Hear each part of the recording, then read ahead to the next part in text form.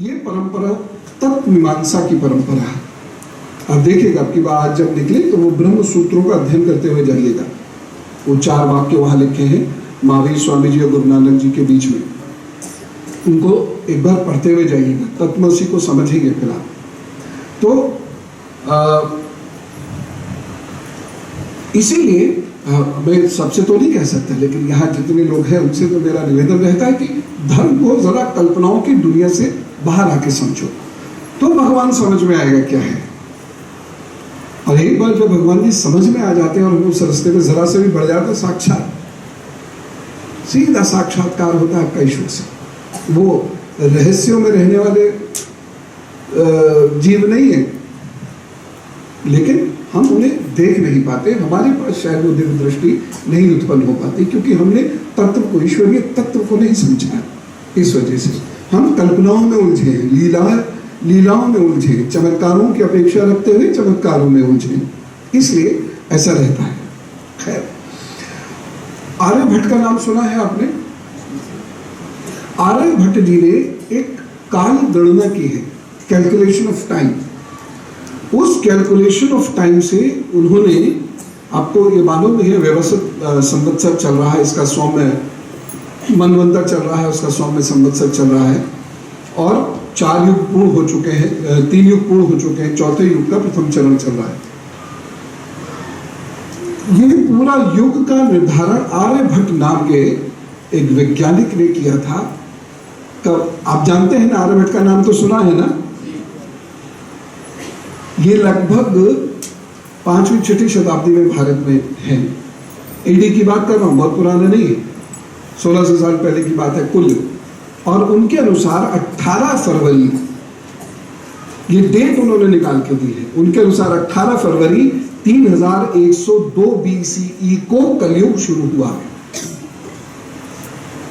इससे 36 वर्ष पहले श्री कृष्ण ने अपना शरीर छोड़ा है। यह विशेष संदर्भ है, इससे भी बहुत गहरी गहरी बातें हमें आगे करनी है, लेकिन यह विशेष संदर्भ है क्योंकि मैं आपको वो चीज बताना चाहता हूं। अब हमने जहां पिछली बार कथा छोड़ी थी उसके थोड़ा सा आगे बढ़ते हैं। इन्होंने करण जी ने भी उसकी आज बात करी, वो भजन भी गाया, गुरु की कृपा, गुरु की लीला, गुरु की माया, गुरु ही की सब कुछ हो जाता है इसमें। मैं उसी आदि पर्व में जन्मेजय की कथा पिछली बार जो आपको सुना रहा था, उस जन्मेजय की कथा का मैंने आपको एक हिस्सा सुनाया था। क्या था वो हिस्सा, याद है? बचपना याद करा देता हूं मैं। ऐसी बचपन में मम्मी पूछती थी ना, हाँ नहीं समझे, सुनाई में नहीं आती थी। हाँ नहीं, ये थोड़ी बोल रहा था, कुत्ता संस्कृत बोल रहा था। अब याद आया? कुत्ता संस्कृत बोल रहा था। तो जन्मेजय के यज्ञ की मैंने आपको तब कथा सुनाई थी। उसके आगे आज मैं आपको आदि पर्व की ही बात कर रहा हूं। आयोधौम्य नाम के एक ऋषि की कथा सुनाता हूं, और ये कथा बहुत महत्वपूर्ण है। मैंने इस कथा को बहुत जब 5वीं-6वीं क्लास में था तब पढ़ा था, और तब से इसकी बड़ी अमिट छाप मेरे ऊपर है। अयोध्या नाम के एक ऋषि थे, उनके 3 शिष्यों की ये कथा है। कहीं ना कहीं सुनी तो होगी आपने, आरुणि। आरुणि का नाम सुना है? हाँ, एक आरुणि है। दूसरा शिष्य है उनका, उसका नाम क्या है? वेद। ठीक है ना, इनके 3 शिष्य हैं, और तीसरे का नाम है उपमन्यु। देखिए, ये एक रिश्ते की कथा है, ये संस्कारों की कथा है, और यह हमारे लक्ष्य को कैसे प्राप्त करना है उसके एक नियम की कथा है, उसकी एक टेक्निक की कथा है। इसलिए ये बहुत महत्वपूर्ण है। कुछ लोग लिख रहे हैं, लिखने में दिक्कत होगी, लाइट जला लीजिए ना, जहाँ स्विच है उसे करके लाइट जला लीजिए। बच्चे आ रहे, बच्चे जला देंगे। लोग लिख रहे हैं ना, तो वो आंखों पे जोर पड़ेगा। तो वैसे मच्छर आएंगे, मेरे पास है, उधर जाएंगे।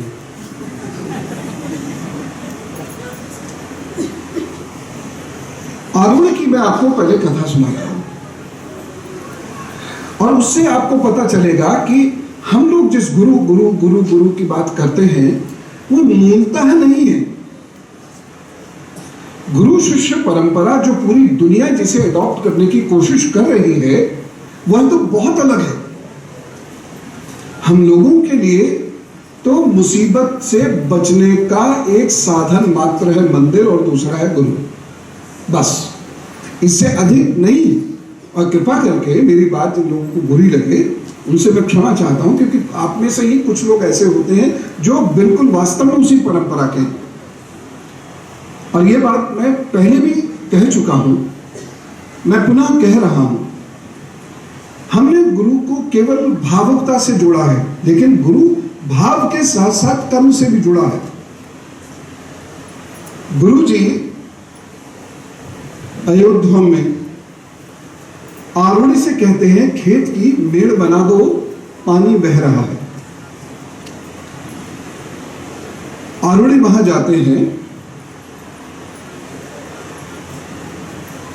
और वहां जाकर वो जो देखते हैं कि खेत में पानी बह रहा है, मैं मेड़ बनाता हूं पानी फिर बहता है, मैं मेड़ बनाता हूं पानी फिर बहता है।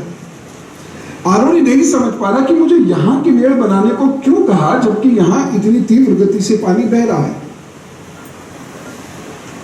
अगर कोई व्यक्ति गुरु है तो वह परीक्षा लेगा, क्योंकि वह आपको अपना अंश देता है, मां भी देती है। मां की तो मजबूरी है कि वो चूंकि मां है, उसके आप गर्भ से आए हैं, वैसा रिश्ता है, लेकिन गुरु की वैसी मजबूरी नहीं है। इसलिए वो बार बार आपका परीक्षा लेगा, डेफिनेटली लेगा। आप कितना सीख रहे हैं वह, क्योंकि गुरु मुमुक्षु है, मोक्षगामी है, वह संसार की मोह माया में नहीं उलझेगा, उलझना नहीं चाहिए। वो जिस दिन उलझने लगेगा इसी संसार को अपने ज्ञान से भ्रमित करने लगेगा, वह संचय करने लग जाएगा, वह उसके जीवन में दिव्यता समाप्त होकर भव्यता आ जाएगी। वो और अमीर सत्ता के निकट आदि आदि ये सब होने लगेगा उसके जीवन में, और वह फिर उन्हीं वचनों से संसार को दिग्भ्रमित करेगा। वह पूर्वग्रहों का शिकार होगा और फिर लोगों को पूर्वग्रह का शिकार बनाएगा। प्रिजुडिसेस उसके अंदर इनकलकेट कर जाएंगे, ठीक है ना।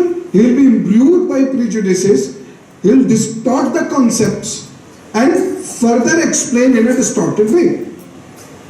इसीलिए गुरु के जो नियम है वो बेहद सख्त है, बेहद सख्त है, जिसके बारे में मैं कभी कभी सत्संग में चर्चा करता भी हूं, उसका आज मैं नहीं बता रहा हूं। लेकिन आपको यदि उस परंपरा में आना है तो आपको उन परीक्षाओं से गुजरना पड़ेगा। वो परीक्षाएं ली जाएंगी, वो आवश्यक है, वो परीक्षाएं देनी होंगी।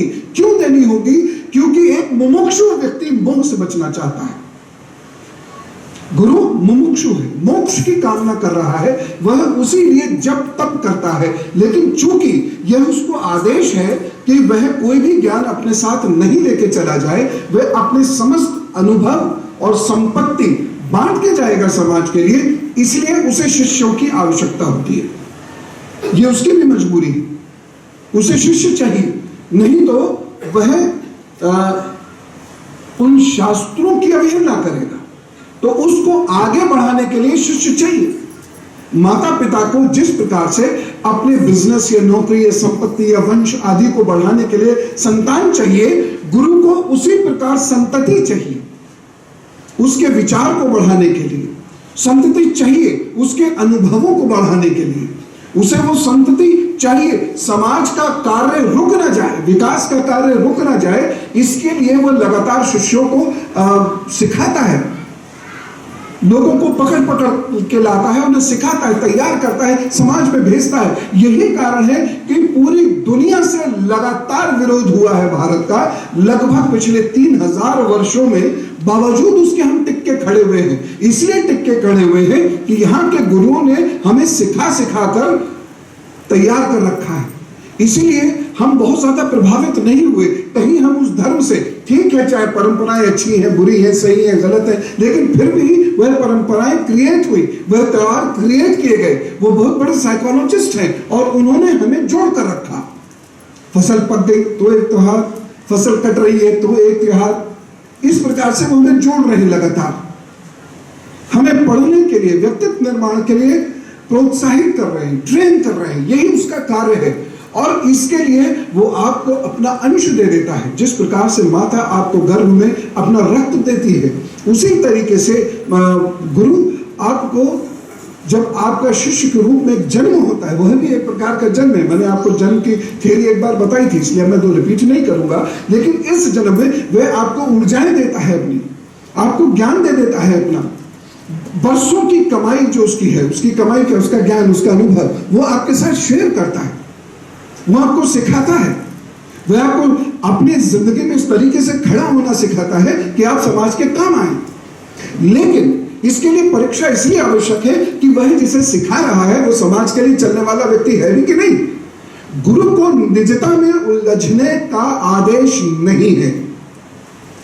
होता हो कोई कितना प्रिय, चाहे उसकी अपनी संतान ही क्यों ना हो, लेकिन यदि उसका शिष्य बेहतर करेगा, वह शास्त्र के नियम से बंधा हुआ है, तो वह शिष्य प्रमुख होगा, वह उसको ज्ञान अधिक देगा। और ऐसे अनेक उदाहरण हैं भारतीय इतिहास में, अभी तक आधुनिक युग तक में अनेक ऐसे उदाहरण हैं जब ऐसा किया गया है।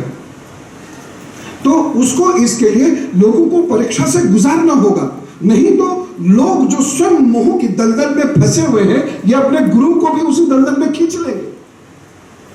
और फोर्सेस जो है, एंटी फोर्सेस जो है, वो बहुत प्रखर हैं, दे आर वेरी पावरफुल। वहां वो एक अकेला व्यक्ति है, उसको खींचने वाले 10, 20, 100, 50, 1000, 2000, लाख, 2 लाख हैं, तो वो उसको उस गर्त में ना गिरा दे, इसलिए वो डिस्टेंस मेंटेन करता है, इसलिए वो अपनी साधनाओं को मेंटेन करता है और परीक्षा लेता रहता है और लोगों को अपने से निकट, अपने से दूर करता रहता है। जैसे भी परीक्षा में कोई उत्तीर्ण हो, और ये एक लगातार एक परंपरा है, आप इसे माने या ना माने, लेकिन वो व्यक्ति जो इस परंपरा को पढ़ता है, समझता है इन जगह को, तो जो इस परंपरा को पढ़ता है, समझता है,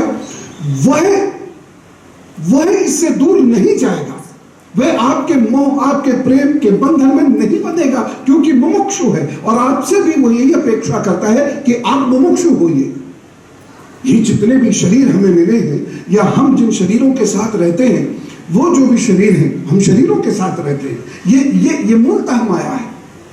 ये हमें हमारे कार्य करने के लिए ये शरीर मिले हैं, ये हमें आनंद के लिए शरीर नहीं मिले हैं।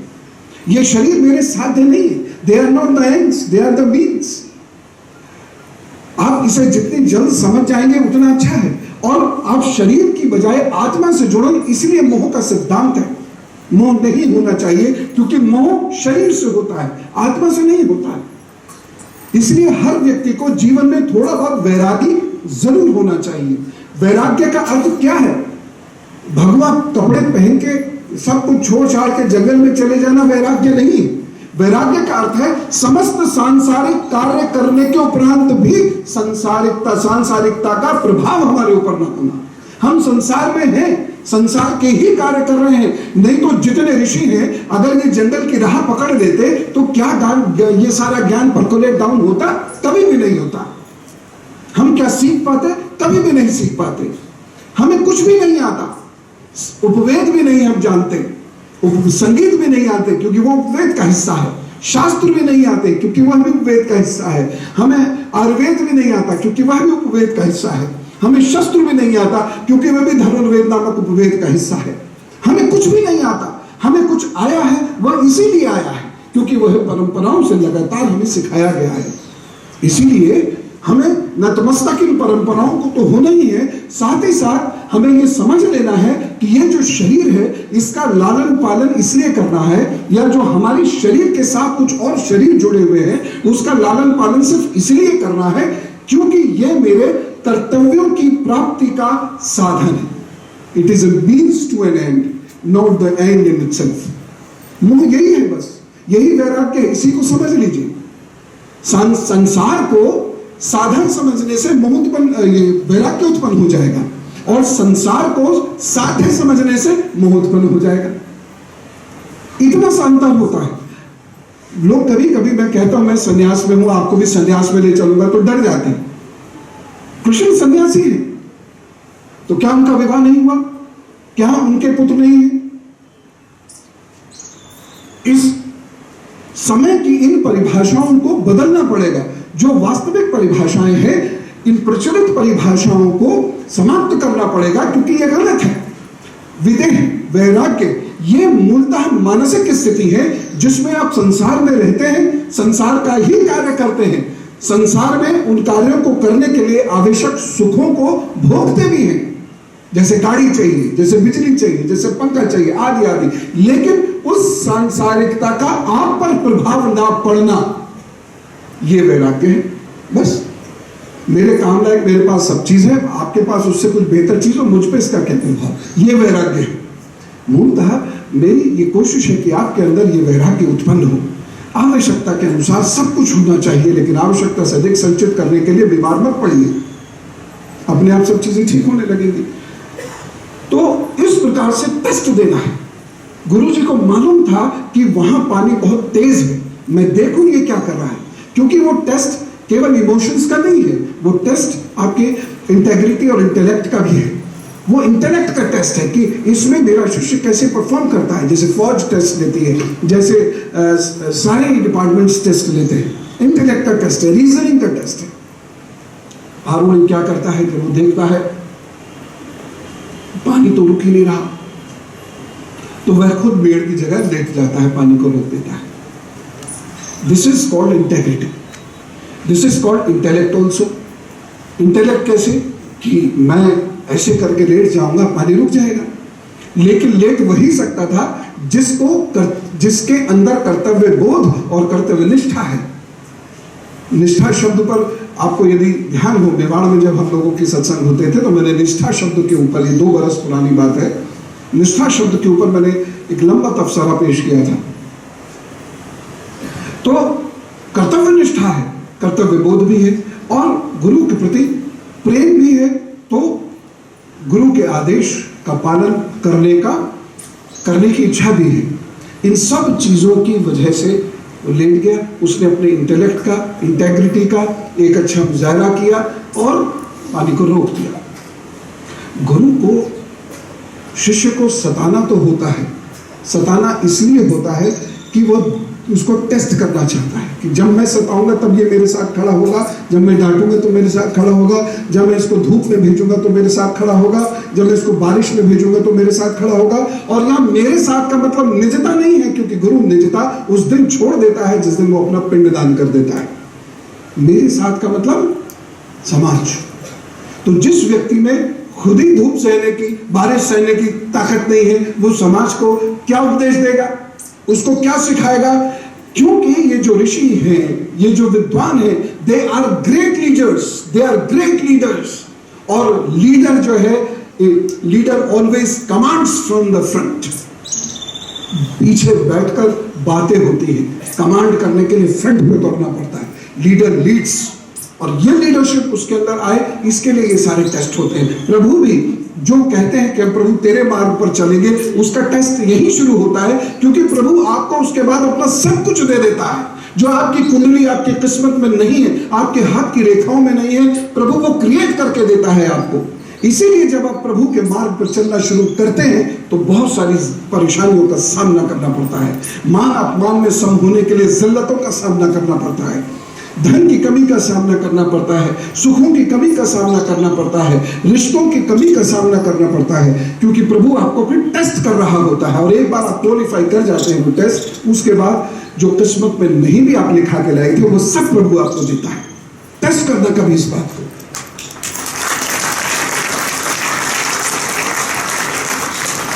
ये रीजन है, आज मैं आपको उस प्रश्न का उत्तर दे रहा हूं। बहुत सारे लोग मुझसे पूछते हैं कि हम प्रभु की राह पे चले, उसके बाद तो बड़े कष्ट आए, इसलिए आए कष्ट।